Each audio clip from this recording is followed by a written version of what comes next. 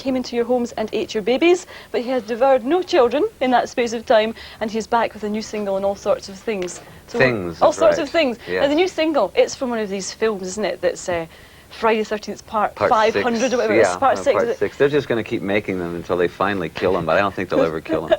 He's like me, they keep killing him and he keeps coming back, you know. So you're a real horror movie fan. Now, Oh, why? I love them. Is it because you identify with the people in it? Yeah, I think I do. You know, I think that there's something about me that never grew up out of the horror movies. And besides, I think there's a great marriage between rock and horror. But it's not real horror. I mean, if you wanted real horror, you'd watch the news at 6 o'clock. So it's just kid what I isn't say. it? Yeah, it's pretty. If Edgar Allan Poe were alive today, he'd be doing what I'm doing. You know, I think there's a lot of mock horror, and there's something about. I watch 2 splatter movies a night. I've become like a splatter video movie? vampire voyeur or something. You know? Well, a splatter movie is something that's not necessarily any plot involved at all. It's sort of like the most absurd kind of movie, because the great ones only cost $50,000 to make, you know. So it's like the first one you've chosen is Evil Dead. Evil Dead. I believe there's a part 2 coming up, isn't there? Yes, there is. But they'll never top part 1. Part 1 was like, I mean, it's not for beginners at all. It's not. No. Anything particularly that we should look out for if anyone wants to see it? Although on this movie, oh, you can't avoid it. You just, I mean, if you're watching it just on TV, you'll get splattered with blood. Well, let's see a bit of it then. Here's a bit of clip from it. Very nasty. I think rather boring film. Evil Dead.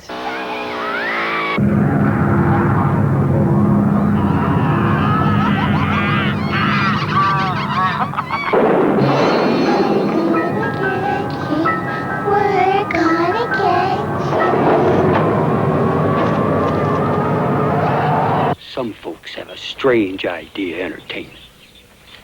I think that's horrible. Of course it's horrible. I don't believe you entirely. I bet you're a man who would like to go and see Top Gun, really, and you just watch these because of the image. I hate those movies. I hate those movies. No, I really do love these movies. I mean, I think it's an important part of your education to see these movies. You were a real sort of horrifying figure. Excuse me, I'll play with your tassel here. Back in the 70s, but then punk came along. Some of that was really nasty. Did that kind of spoil your act a bit? Because you were the only kid on. It didn't. In fact, on this tour especially, they told me, I said, you can't shock the audience anymore.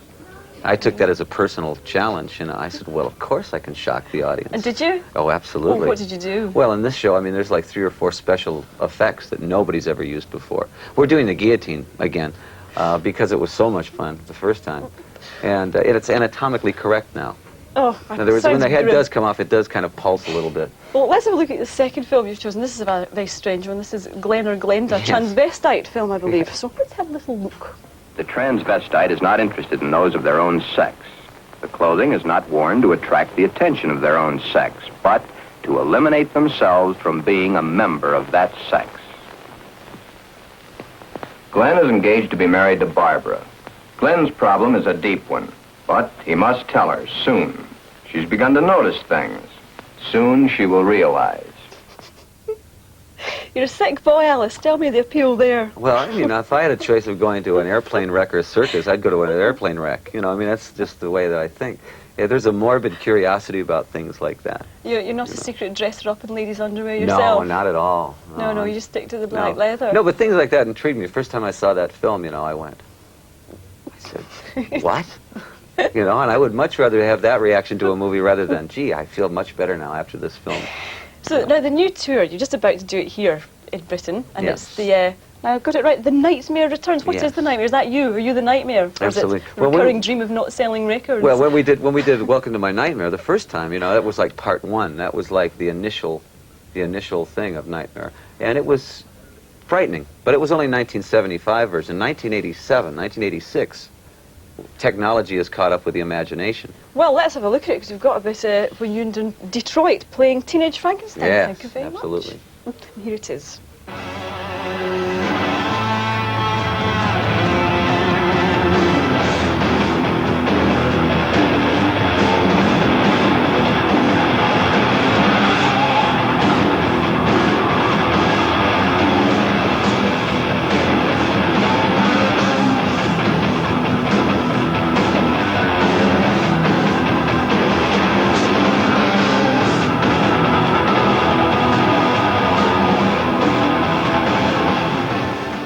Well, thank you.